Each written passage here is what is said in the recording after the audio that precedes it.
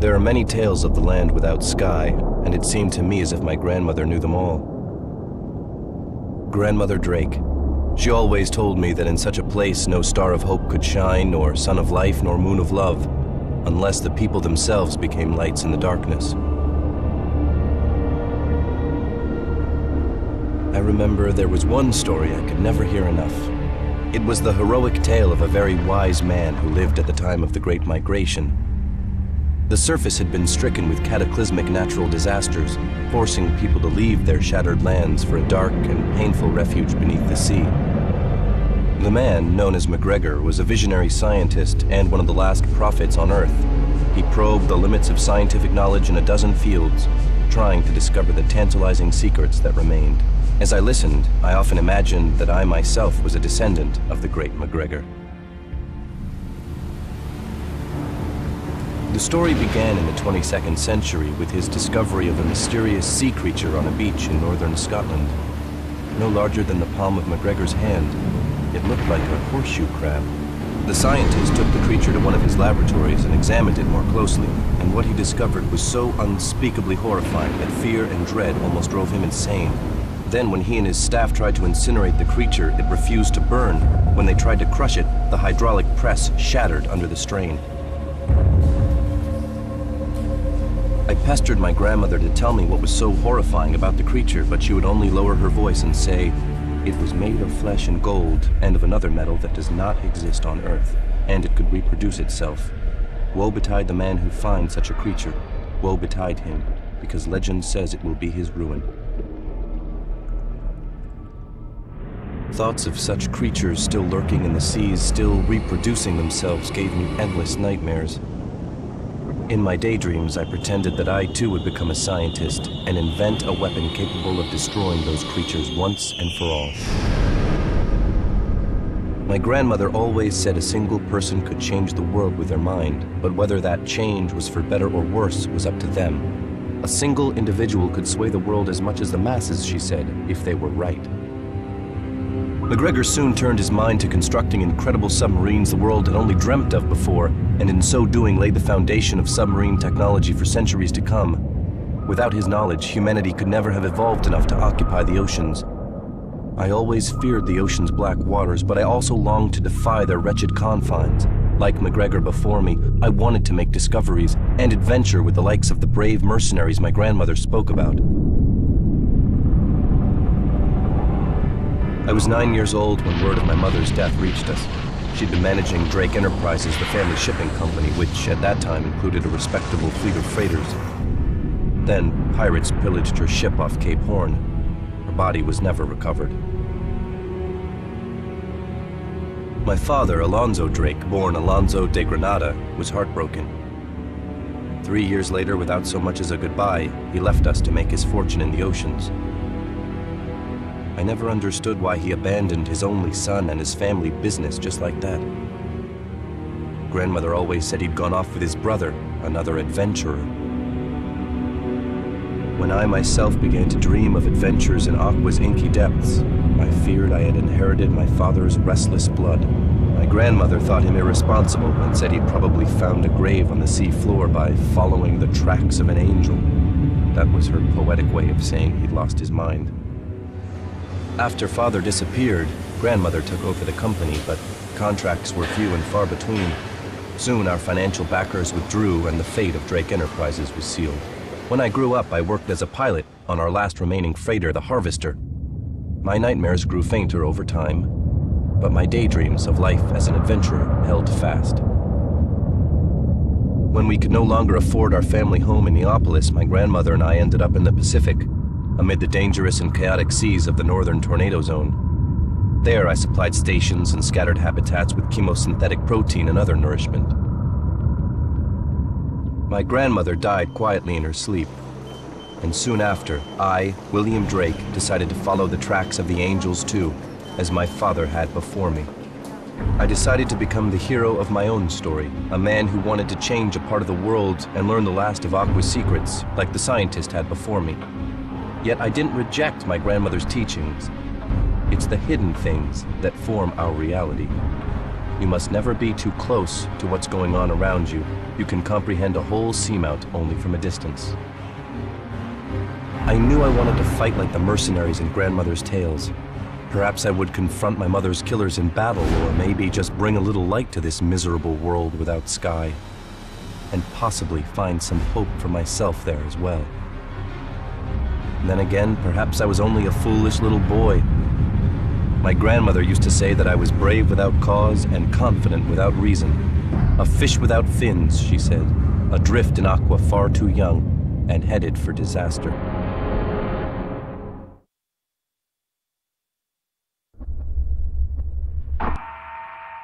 Harvester. Freighter of the Drake Enterprise. Hey, damn it! This is an SOS. I have a ship on my scanner. Will somebody answer me? This is the Bentho 7. Hello? Bentho 7? Can you hear me? I have received your distress call. My name is William Drake. This is Captain Hank Bellows. My goddamn bilge is filling up, and the stabilizers on my ship are out. I have negative buoyancy. I don't care whose butt I need to kiss. Send help, or me and my family aren't going to be around much longer. Don't panic, Senor Bellows. I'll help you. Call me Hank. Saves time. Where are you? To your west, Hank. There are some massive ridges here, though I can't get over them. I'll upload my nav data onto your onboard computer. It'll show the canyon we're in. I was trying to find a shortcut because the Pacific's swimming with pirates around here. Now we're stuck! Unless you can take us in tow, Drake. My freighter won't fit through that canyon. Don't you have a scout or something? Come on! Right, I'll come get you in my boat, Hank. Just give me a minute to batten down in case any pirates show up. Aw, shit, man, there's no time for that. My little daughter's already fainted. Grab your valuables if you're that nervous, compadre, but hurry up! Hang on, Hank, I'm on my way. While I'm following your nav trail, hook your family into the breathing systems on their smart suits. All right, get going!